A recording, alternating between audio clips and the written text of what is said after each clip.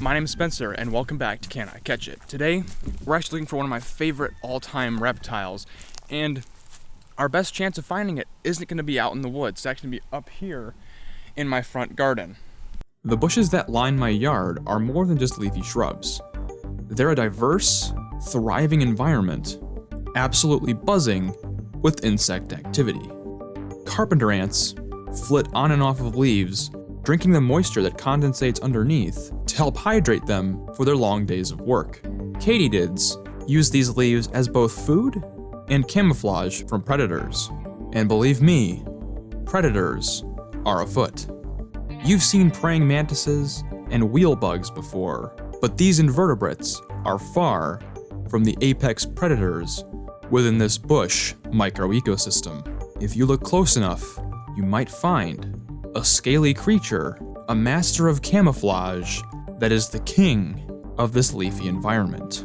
That's right, this is the rough green snake.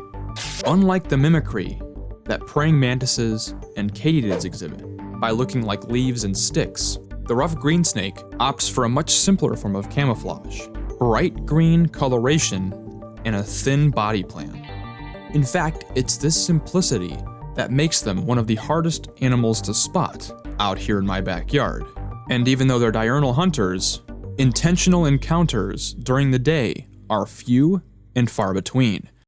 The rough green snake creeps slowly along the branches, swaying its head as if it's a vine in the wind, its huge, bright eyes scanning the canopy of branches, looking for insects to eat. But no creepy crawly small enough to fit in its mouth is off the menu. Even a small tree frog or a knoll might fit the bill if the rough green snake catches it off guard. And with those slow, careful movements, mimicking the plant environment that surrounds it, once the rough green snake decides that you're going to be the next meal, there is little that you can do about it. The easiest time to catch these guys is after dark, but I want to find one of these guys in the act, slinking through the branches, and that poses me a much greater challenge. I'm operating off of a small lead. My family has been cleaning up the kudzu vines that absolutely choke this landscape during the springtime. During one of these cleanups, one of my family members reported seeing a thin, green snake in the thicket that lines the street. So I'm gonna scour every bush over here until I find the reptilian culprit, and hopefully it'll be a rough green snake that I can share with you.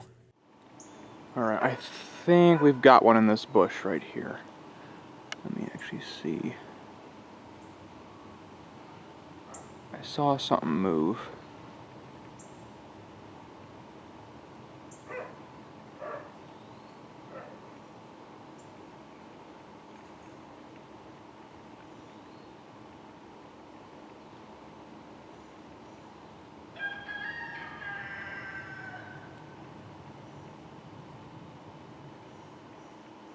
Yeah, I think that's a snake, all right.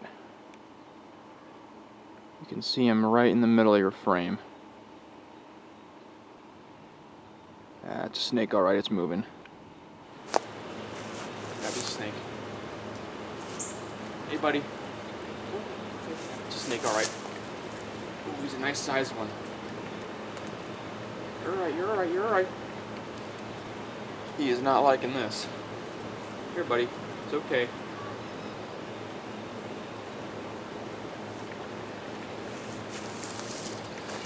We got one. This is great. Allow me to introduce you to my absolute favorite snake. Rough green snakes are incredible to work with because most of the time, they're an incredibly relaxed species. I'm being careful to put very little pressure on the snake's body and really giving it free rein to wrap and crawl around my hands as it pleases. A little word of wisdom from my friend Harrison Black from the Wildlife Brothers: your goal with handling a snake is making it as comfortable as possible. Instead of worrying about the snake trying to bite you, think about how you can be more like a piece of the snake's environment rather than a creature that's trying to scare it. A rough green snake will treat your hand and arm like the branch of a tree, and if you're gentle enough with it, it'll begin to crawl all over you, scanning for more insects. This is absolutely incredible, but I'm gonna go ahead and let this little guy go. Thanks for being so cooperative. Good luck.